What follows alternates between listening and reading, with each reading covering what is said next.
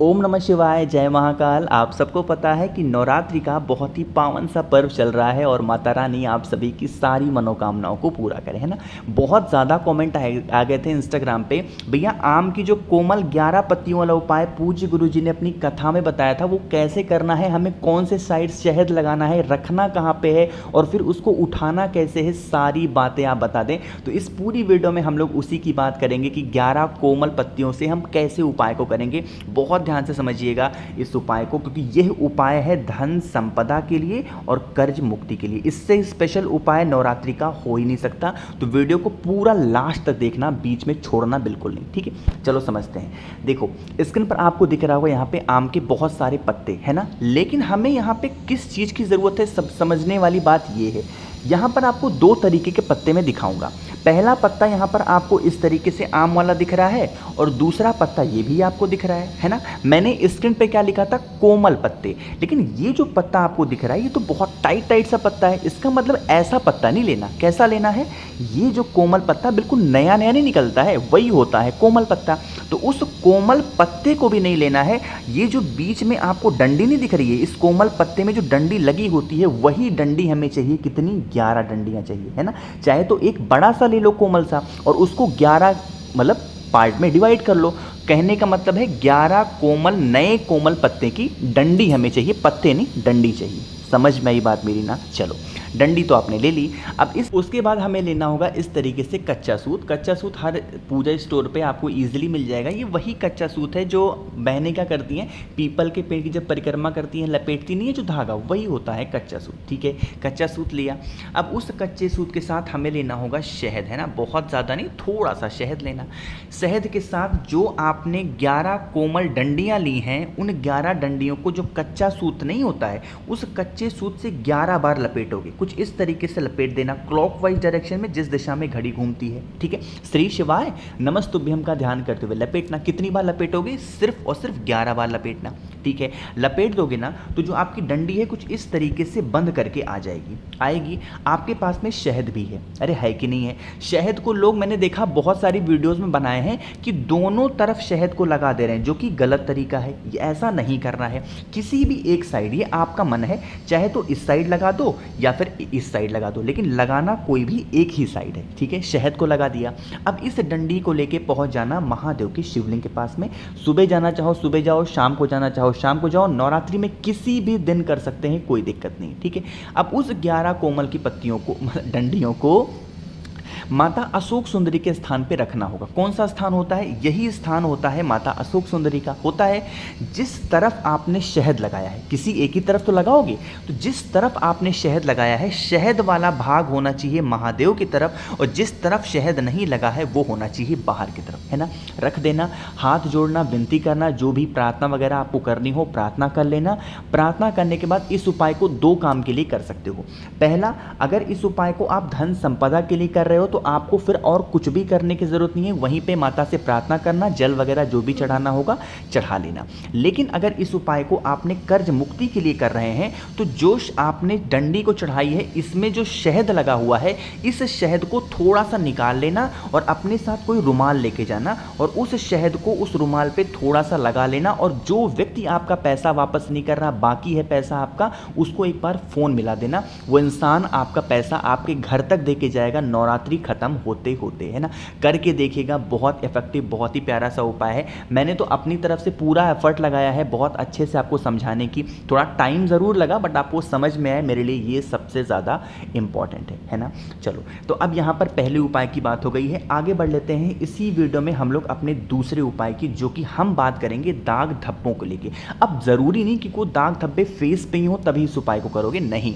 आपकी बॉडी में, पूरी बॉडी में, सर से लेकर के पैर तक में कहीं पे भी दाग धब्बे हैं, कैसे भी निशान है ना, इस उपाय को करना। क्या करना होगा, फिर से हमें ज़रूरत होगी इस तरीके से आम के पत्ते की। नवरात्रि में कोई सा भी उपाय कभी भी कर सकते हैं, यहाँ पे तिथि नहीं देखी जाती, क्योंकि हर दिन माता का दिन होता है तो कोई दिन खराब नहीं होता इसमें, ठीक है। तो इसलिए ये सारी चीज़ें दिमाग में निकाल देना, भैया कौन से दिन करते हैं, क्या है क्या नहीं, ठीक।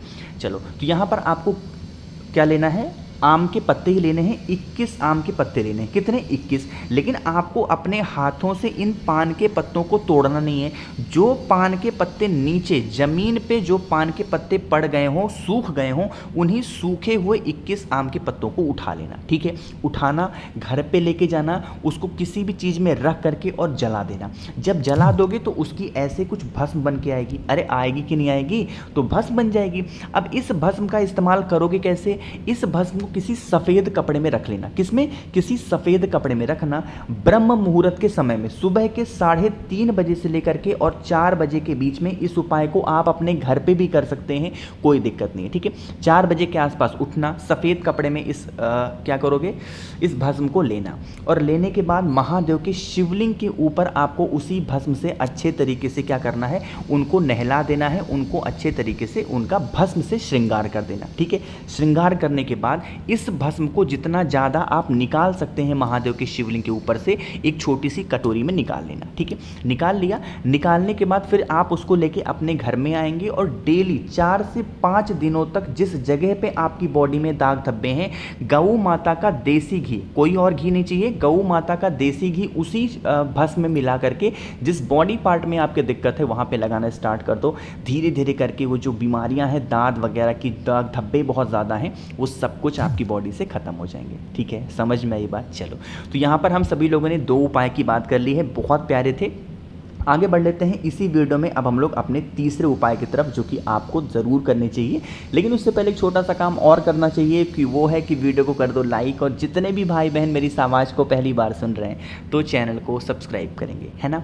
देखो, नवरात्रि का पावन सा पर्व है, और कौन सा दिन आ गया है? आ गया है मंगलवार का दिन। तो आपको क्या करना है? लेना होगा इस तरीके से लाल धागा, है ना। कहोगे भैया कितना बड़ा लाल धागा लेंगे? देखो अभी आपको समझ में आएगा। वो लाल धागा आपको लेना होगा जितनी आपकी हाइट है ना। लाल धागा नहीं मिलता तो काला भी ले सकते हो, बट कोशिश करेंगे कि आपको लाल धागा ही मिल जाए। तो जितनी आपकी हाइट है, चाहे आप बच्चे हों, बड़े हों, बूढ़े हों, जितनी भी आपकी हाइट है, अपनी हाइट के अकॉर्डिंग क्या लोगे? सर से लेके पाँव तक नाप लेना, लाल धागा लेना, और उस लाल धागे को लेके बजरंग बली के मंदिर में, इस उपाय को घर पे नहीं कर सकते, मंगलवार के दिन शाम के टाइम पे प्रदोष काल में बजरंग बली के मंदिर पहुंचना।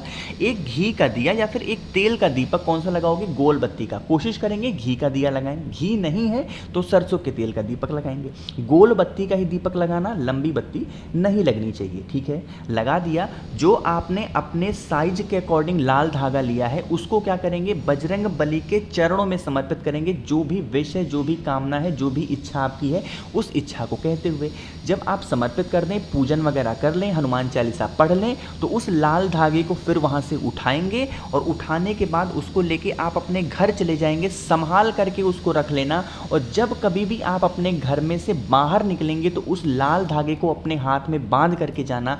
आपका कोई भी काम ऐसा नहीं होगा जो रुक जाए, सारा काम आपका पूरा होगा। ठीक है, करके देखिएगा।